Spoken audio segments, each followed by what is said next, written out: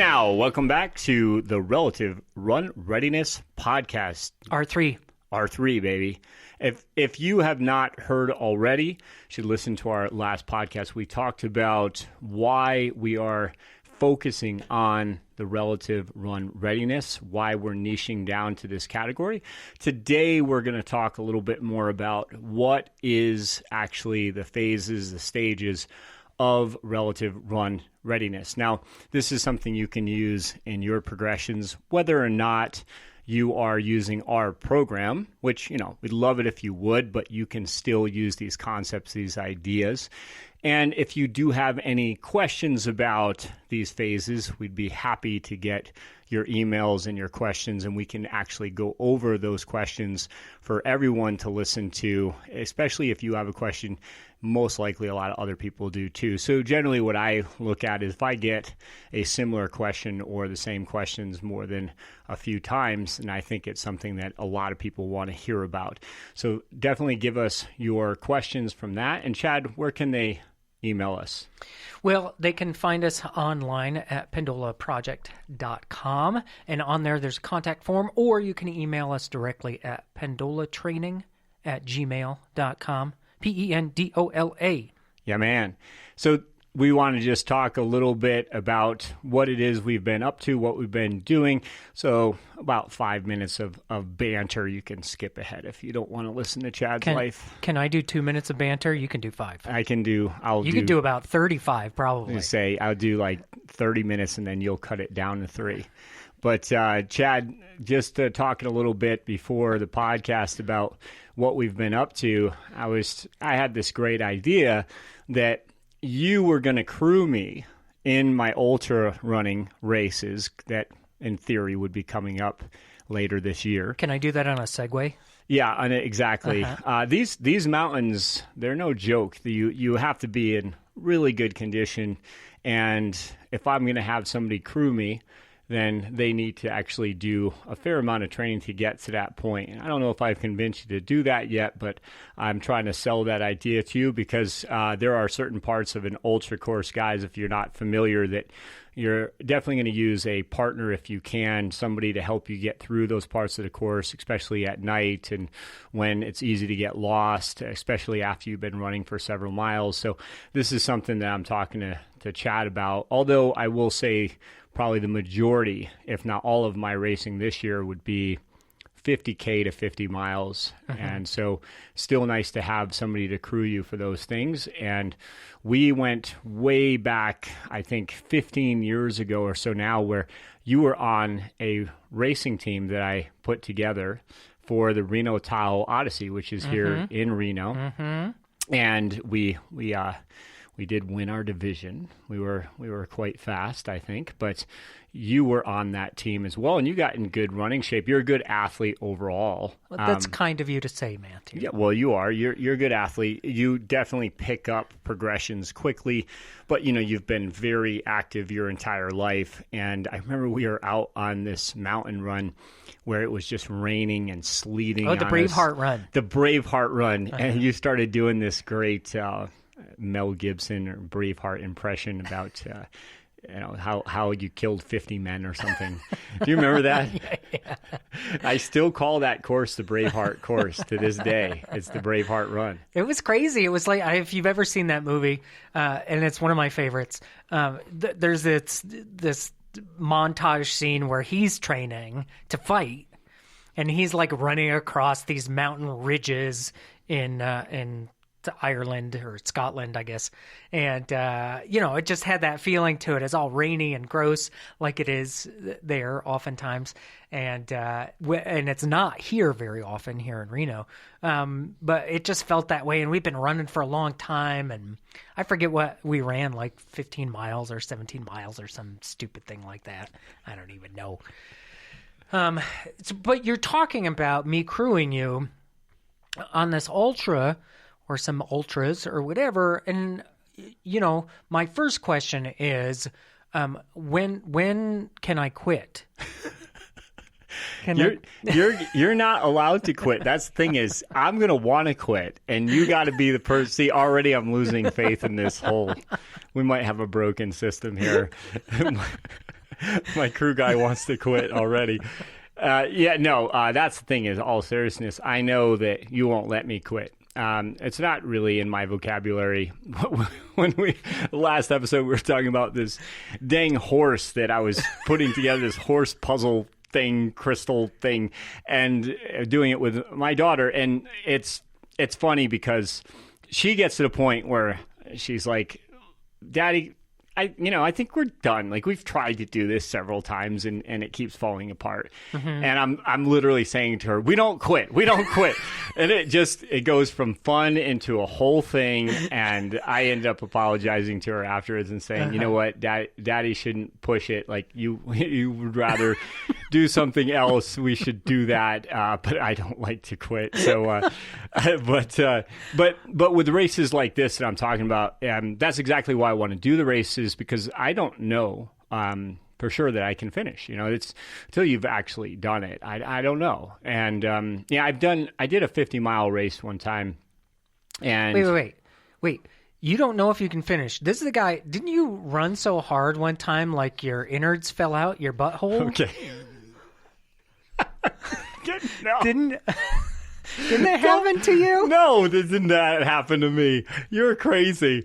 Oh my goodness. I think you're thinking about, you dated this one ultra runner, and she was really good. I remember she basically won everything she entered locally. Yeah. Named Mary, and she was really tough. And so she came running up behind me. We weren't running together, but in the ultra world, she's just out there for hours. And I didn't know how long she was out there for, but I just saw her and I waved at her from one crest to the other, but then realized getting down to the last 3 miles that we were going to be on the same trail. Uh-huh. And I have to admit, ego and stuff, but I didn't want her catching me. And she was, like I said, she was winning everything at the time.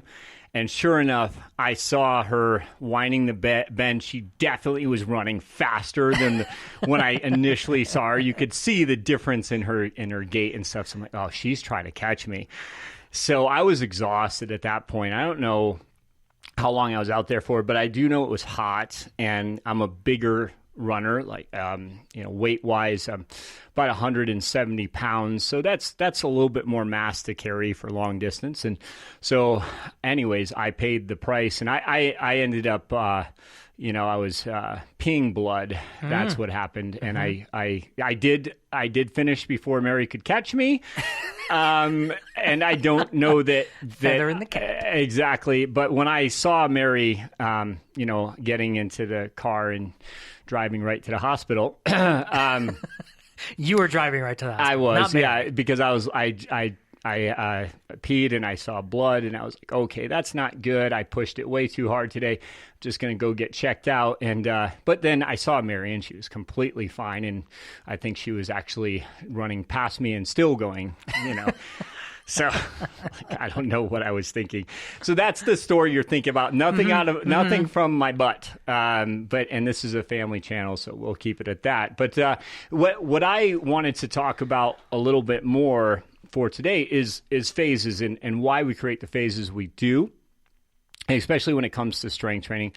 There's so much to know, and of course, with the influences out there. Again, this is the anti-influence podcast in some ways. And I say that not because I'm a hater, but again, because there is so much misinformation, sometimes even really great programs and coaches will still have a little bit of that information without understanding or realizing that it doesn't serve everybody. And maybe for some people it does. So misinformation, there's a lot around that word. It's not necessarily that the movement is bad, for example. It's just that maybe that movement isn't right for you now or possibly ever. Right. So learning to do what's best or what's optimal for your body starts with, you guessed it, optimization. So I called it your optimization protocol and phase. And this is where we start looking at your when 10. So these are 10 different assessments that we look at and that we do in order to figure out what your body needs mechanically first. And what are you looking at in those 10 movements? Yeah. So this is a really hard question to answer, because why I say that is because what I'm looking at for years and years, it's just I took that and I said, okay, I'm looking at how, let's just stick with the hips. I'm looking at how the hips are steering in these positions. So you take a balancing movement, or you take something that resembles your running gait, okay, and you have your swing leg, and I'm looking at how the hips are steering with that swing leg. Mm-hmm. And that's where I would take that and say, okay, I can see that there's a restriction and there's an internal rotation issue that we have maybe in that hip. And so here are some movements that we can do to help to correct that. So I kind of referred to it as a corrective exercise bridge, bridging us from where we are to where we want to be and getting control to steer those hips. And I'm currently working with the world champion. She's amazing, obviously, but looking at just simple things there, where can we get those hips to steer 1%? So wait. You're telling me that the world champion in triathlon, mm-hmm. She didn't pass the assessment? Right. Yeah. There were actually several tests that I would just call, I don't like fail. I don't like that word. We use optimal. Yep. Or non-optimal. Or less optimal. Optimal. Yep. There's kind of there is an in-between too. And so I'm glad you brought up this point, because first of all, you can take this test for free. You go onto our OTT platform and we'll explain how to do that. So there's no cost involved for you to figure out where you're at and see if this test can help you, because not only do we have tests that are kind of hard to explain on the, over the air, right? Mm-hmm, but these tests have videos to them. Not only that, but if you are non-optimal or less optimal in an area, it has the follow-up movements to do. The protocol. And I'm very excited to say that we will have our very good friend but also business partner, Bill Rogers. He went through these tests. He went through the assignments just as if he was kind of a beta tester, and just as if he was completely new to the program. And even at his level, because he's at a much higher level than he was a few years ago before we started working with him, even at his level, going through these tests and going way back to the basics. So I kind of call it the Miyagi method, right? Mm-hmm. And just focus on these basics. Even though we knew he could do more, we said, why not start off 2021 just with the basics and do nothing else, so we can really see how much of a difference does this make, right? And long story short, I mean, he tested through the roof 1 month later. And when I say through the roof, like definite differences in his optimization, in his mechanics. So what are we looking for?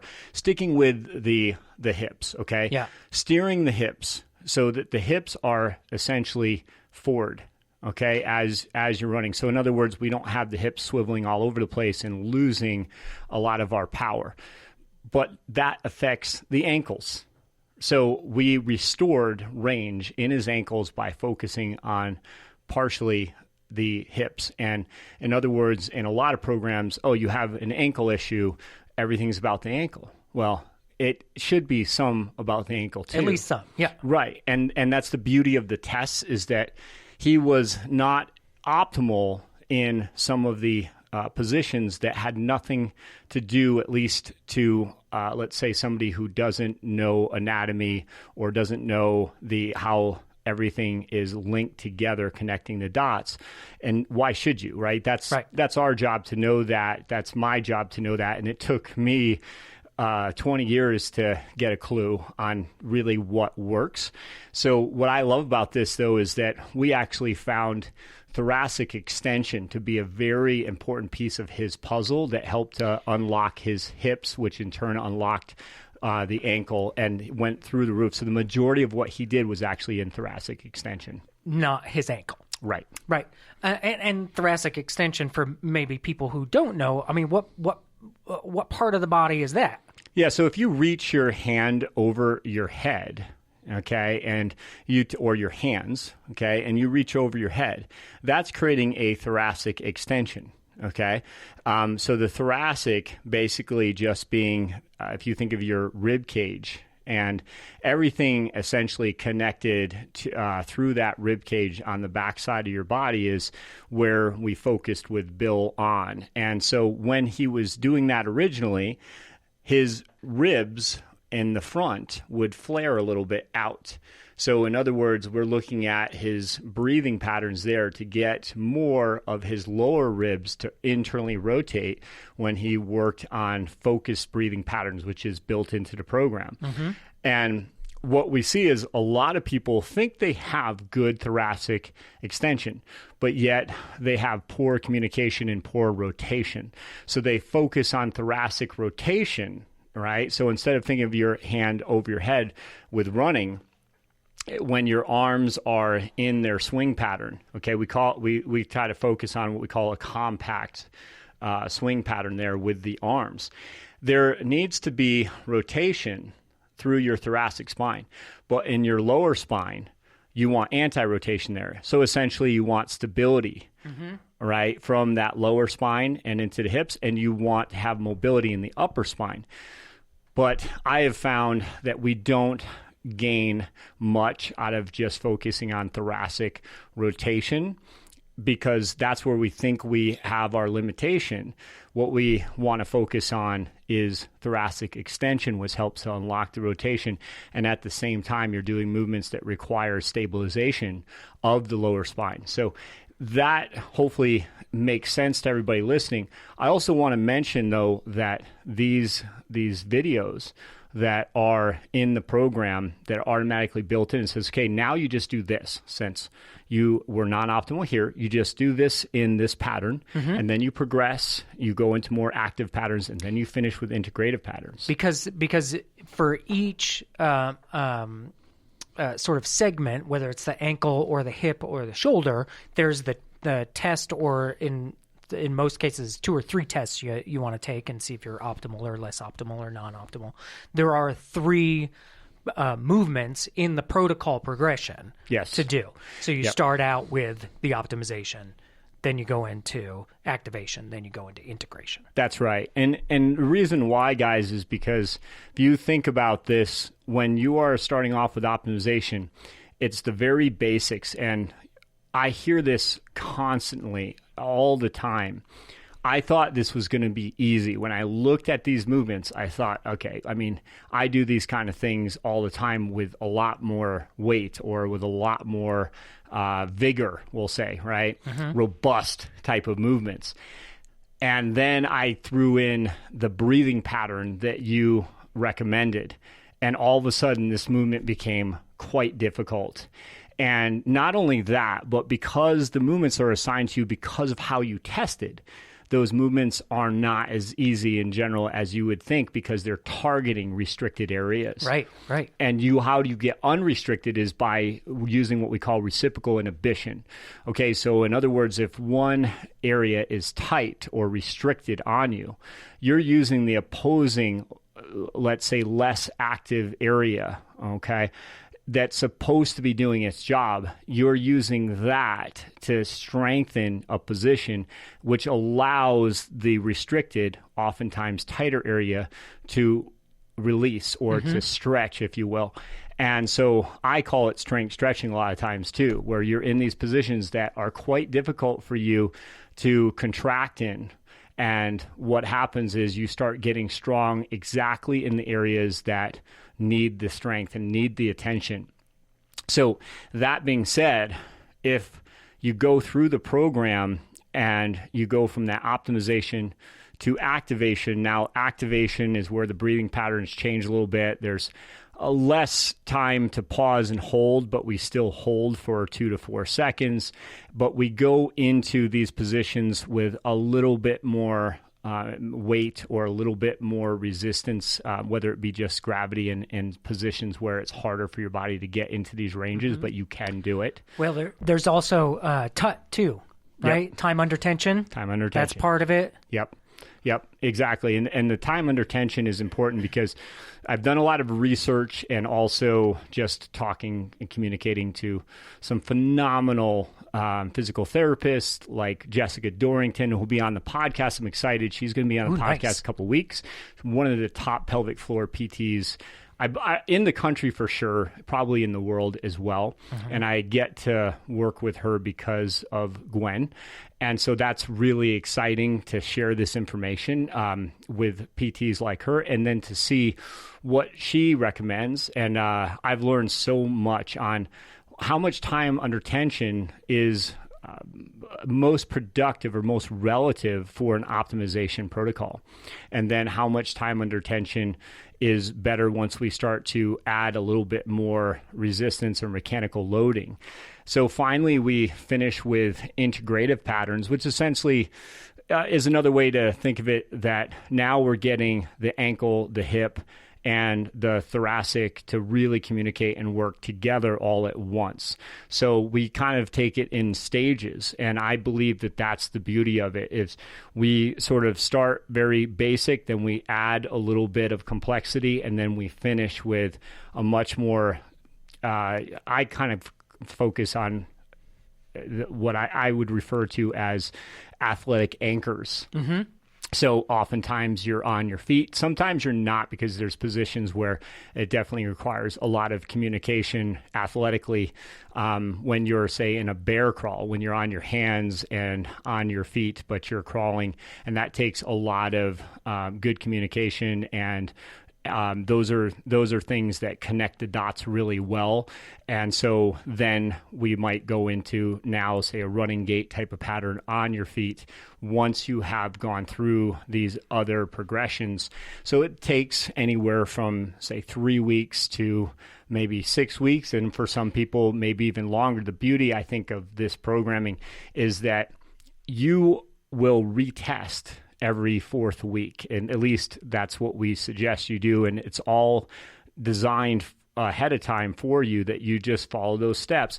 Then you're going to retest and see where you're at. Now, you look at somebody like Bill. I'm excited to have him on. He'll talk about where his progressions are, but we are now well past his optimization and focusing a lot more on his activation movements. And to look at that test that he did from the first day to the fourth week shows how quickly we can make adjustments when we focus on those basics, but daily. Right. And now that we're moving along, eventually what happens is the protocol that he's doing will change a bit, because he retests and see, okay, I'm now optimal in these areas that I was non-optimal in before, or I'm now less optimal, but I used to be non-optimal. So you can see that progress, and he was quite excited, and I was excited for him. So looking at that and why this program works, even if you're not following these steps, or even if you're not doing our particular OTT program, what I really encourage every person to do, and I oftentimes say athlete, because runners are definitely athletes. It takes a lot of coordination to run and glide, really, when you're running. So taking those steps, not feeling like you're losing too much. I just want to bring up just one scenario. We're going to, this weekend, we're going to go work at a camp with the junior elites. And these athletes are amazing young men and women that Training for the Olympics. One day. It won't be this year that they're going to the Olympics, but we're looking at in 4 years, possibly some of them maybe in 8 years, that kind of thing. But yeah, they're on an Olympic development program. And they're quite good. Obviously, a lot of them have already won national titles and things like that. But one young man in particular went through this phase work first, and then went into what we call Spinal Tap work, that's a follow-through phase after the first couple months. He went through some phases that were more mechanically loading on his spine, okay, but in advantageous positions. So that is where I'm very passionate too about. We need to load, and we need to be mechanically very strong. We need to follow these kind of progressions. We should not be afraid of loading. We should not be afraid of lifting heavier, but we should learn the steps, and we should be very confident in these movements before we start doing that. And it starts with breathing.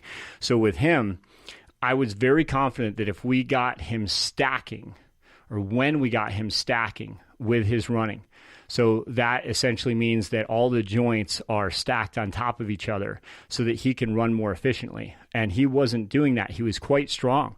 He was using way more muscle than he was connections. Mm-hmm. And so that gets into a whole thing about intermuscular communication. You can think of, I think of like international, it's like throughout the whole globe, right? That's like intermuscular, right? So he finally was able to use his breathing patterns efficiently, stacking his body. Now, he had already gained a lot of strength in the past. It just wasn't communicating.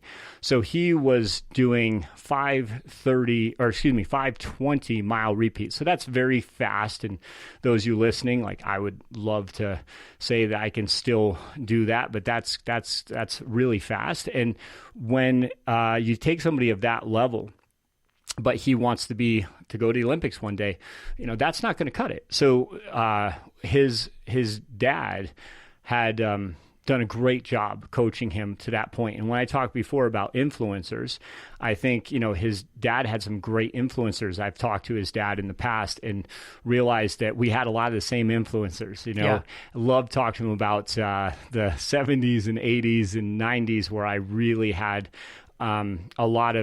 I had Bill Rogers and, a lot of these. Not our Bill Rogers. Different Bill Rogers. Right. The great marathoner Bill Rogers and a lot of these great coaches that I followed along with. I was following along with similar programming at this kid's age. And I was able to run 14:47 for the 5K when I was 15. So that put me on the map. And what happened after that was unfortunate, because I was following Bill Rogers' program. Now, that's more my fault than anybody's, but I read his book and I wanted to be just like him. I always wanted to do longer stuff. Even when I was in high school, I wanted to do the marathon. I just really looked up to those guys. So my story wraps around this fact that this kid was doing, I think, more than he needed to be doing, and he wasn't mechanically sound to get to that next level. So that's when we started to have some issues with his foot and et cetera. So we're starting to now talk about things like the windlass mechanism and those gait patterns that we'll talk about in more detail in future podcasts. But he just did another quality session that's also kind of serves as a test to where he's at. Mm-hmm. And so he went from 520 mile repeats to 450 mile repeats. Yeah. And that's after doing the self-assessment, 110 self-assessment, going through his protocol progression, which is based off that assessment, what he scored less optimal, non-optimal in. And then he went into the next phase, which is Spinal Tap. Yes. And the important thing to talk about here, and I think it's good because his dad, again, trusted that we were going to do what was best for his son, but I think he got probably a little bit nervous that, man, this is so different. And by the way, he was doing in his protocol, he was doing a lot of, you're doing a lot of the same things for a reason. You're doing protocol every day for 12 minutes or so, and twice a day if possible. Yeah. But these movements we want to master. So we don't want a lot of muscle confusion. We actually want to get very, very good at these particular movements.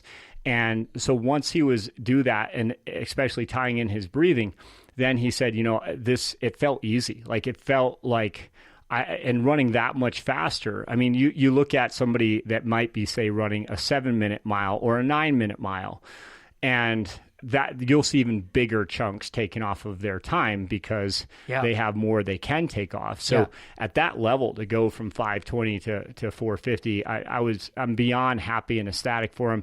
But again, like, this conversation gets sparked around the idea that less can really be more. And now I'm not opposed to him doing more because he's more sound.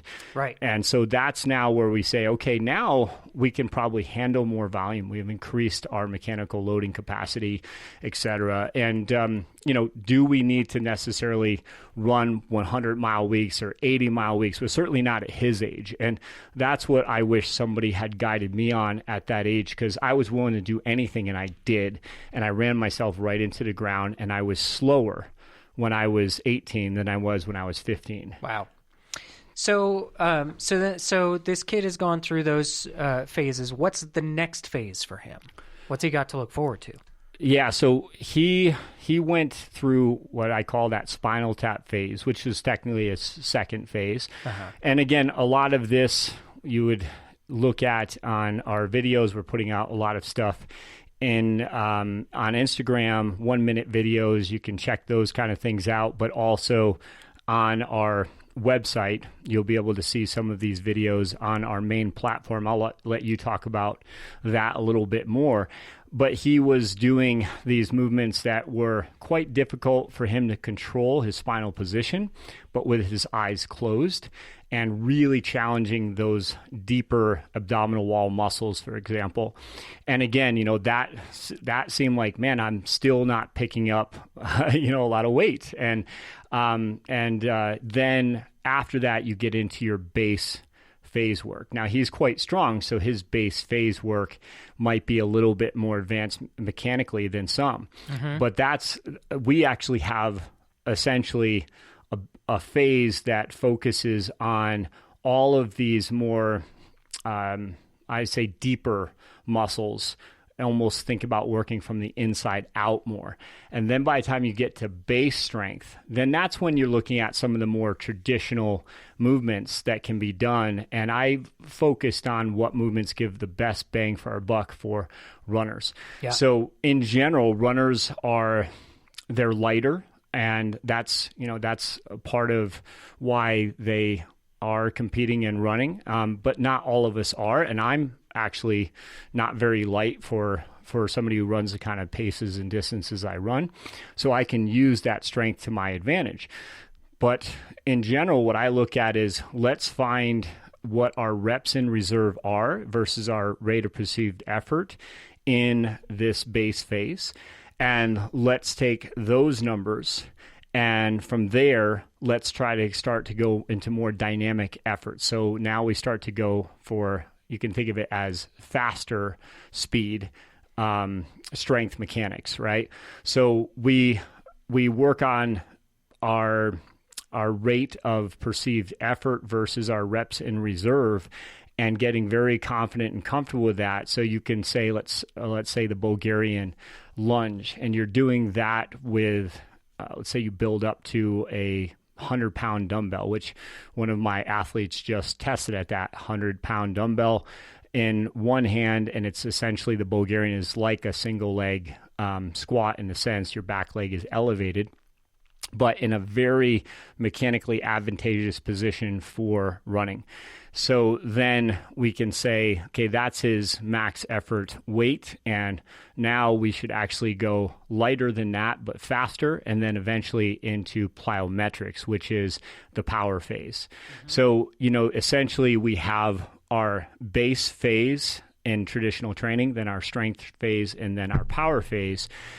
We all really care about that power phase performance, and whether you realize it or not, right? I have an 80-year-old athlete that I still work with, and yes, I think of him as an athlete, and he loves to hunt, so that's his main drive.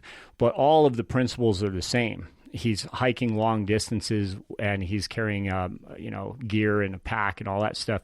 He's got to have really good endurance, and at the same time, he's got to be very optimal with his breathing positions so that he does not run out of air when he's climbing those mountains, etc. He's got to be able to stop, for example, and still control his breathing very quickly. He's going to fire that gun or whatever. Right. Yeah, exactly. So this is what I'm saying. Like, most people, actually, I believe that they should be following a gait pattern type of program, because they're still walking when they're in their 80s and 90s, et cetera.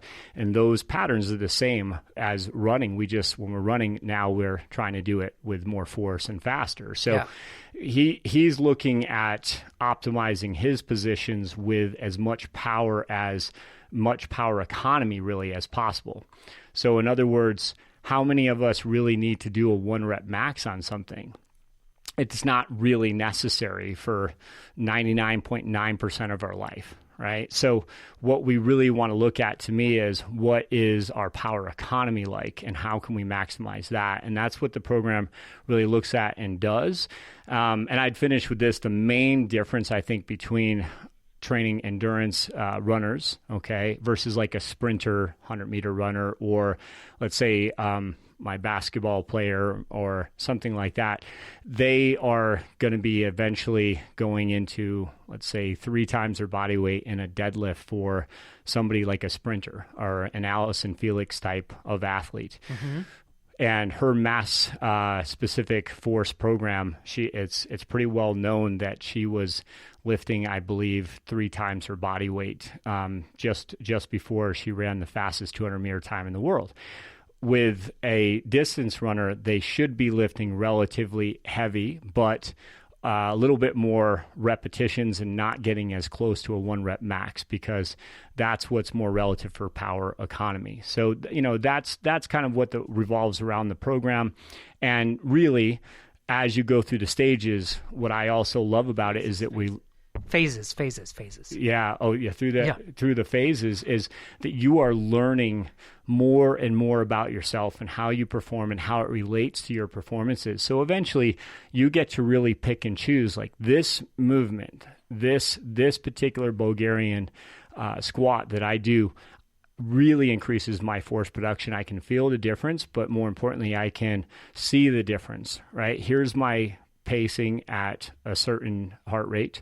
And now 6 weeks later, here's my same pacing, same course, and the heart rate is now lower, right? I'm not working as hard. Sure. So those are the kind of things that we work towards. And I just tell people that I think you should plan on doing a program like this for not just a week or 6 weeks or even 6 months, but going through a program like this. It takes a while for that evolution to really get mastered. So it might be a 2-year process before you are at your optimal goals, but you will certainly see a lot of benefit in just even the first few weeks, few months like that. So, we want to have everybody, of course, doing our program. That's, that's I'm biased, but I think, but we want everybody at least having the right information to choose what's optimal for them, and finding that process that works for each person. So everybody has a different path, and there are different movements that I think are more optimal for some than others, and that gets into your biomechanics. How long is your femur length, for example, in your thigh, right? Versus somebody else who might have a shorter femur length but a much longer torso, right? And those are things that you'll learn in the program. What position is best for me to maximize my biomechanics, and then I should probably do more of that and get really good at that, right? So I'm not stuck on any one movement, and I give variations for people to choose from in the phases. I'm very passionate about that, so that they can feel the differences from one movement to the next and choose what's best. Sure. So how do people find this program, Chad? I'll leave that part to you. Oh, thanks. Well, they should follow us on Instagram or Facebook. We're at Pendola Project. They can find us online at pendolaproject.com. And then that website will lead you to our online training platform. Yeah, man, I love it. And so, guys, we really appreciate it if you would share this podcast with your friends and anybody that you think could benefit from this type of information. You can share it with your enemies, too, if you want. Yeah, please do. With your enemies, share the influencing out there. Share that instead. But if you do want to try this out. It is free to join, and eventually, like anything else, First 7 days are free, but that'll get you should be able to do the self-assessment and understand what your protocol is going to be, and try it out for a day or two or four, and see what you think of the movements and how it fits your body, and if you think it's going to help your mechanics. That's right. And, the only thing that I would say there to finish with this is that if you're going to try this out, certainly have an open mind about starting with those basics. Yeah. And getting past the fact that, look, I've had, again, world champions that have trusted this process and said, this is not what I normally do. Right. And I just went through this with one of the athletes that is going to the 2021 Olympics. And the first 6 weeks or so, she was, I think, a little bit nervous that she wasn't doing enough by starting with the basics. And yes, I had her start with the basics and work through that. And that's starting with self-assessment, going into the protocol progression. Absolutely, yeah. And now we are doing what I refer to as kind of contrast training, where she will do something, a heavier load, put that weight down, and then do something explosive. Mm-hmm. And I talked about steering the hips before. I am honestly blown away with the differences in her positions and how she can control her hip positions now. And that is something that I think she's feeling now, or I know she is. And so that is the difference. Now, how do you feel about it? Because her confidence is quickly rising, and the sessions that we can do now are so much more effective than if we just jumped that 6 weeks ago. Right. I think it is important for people to realize that no matter what level you are, whether you're a beginner, whether you're been running for years and years and years, whether you're with pain or without pain, whether you're a high-level athlete in high school or college or professional or whatever, that going back to those basics, not just when you start this new program, but retesting those basics in the self-assessment, that stuff is really, really, really important. And don't blow through it. Don't, as you always say, leave your ego at the door and just get down to doing the work that's going to be best for your biomechanics. Yeah, man. That's what's relative. That's what's relative. That's our closing phrase now. So spread the word. That's what's relative, right? So thanks, guys. I appreciate you listening. We appreciate you listening. And I also want to just put out there that Chad is now a business partner with this program. And we haven't always had the right tech support, the right artist's eye, the right manager behind all of this. Now we do, along with Bill Rogers, who you will hear on the podcast soon. So we have an incredible team, and I know we can do what is going to serve you best. So get on board. Get on the bus, baby.